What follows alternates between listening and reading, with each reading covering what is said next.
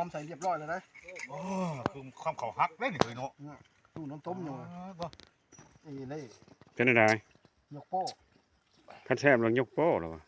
เป็นอะไรเป็นนัว ยังบ่แซ่บ เกลือนี่ พ่อ พ่อเลย พอ พ่อเลย แซ่บแล้ว เก็บแล้ว ช่องเทือชิมเลย ครับ บุเชียบุแซ่กับบุทน2 เถื่อ4เลย ล้างเสร็จตัวต้มนั่นเอาขนมใส่ต้มนั่น เอาขอบอกขอบใจเด้อพี่น้องเด้อที่เขาเบิ่งเขาชมบรรยากาศลาบปลาเหนียว อยู่กลางดงกลางป่า บ่ได้ช้อยห่อหอยใช่แล้ว แคมน้ำเชสำหรับคลิปนี้ขอบใจหลายๆที่เขาเบิ่งเขาชมพี่น้องป้องปายสุขุสุคนเพื่อนไก่ไทยลาวต่างประเทศต่างแดนทั้งเพื่อนเก่าแล้วก็เพื่อนใหม่ ดูผู้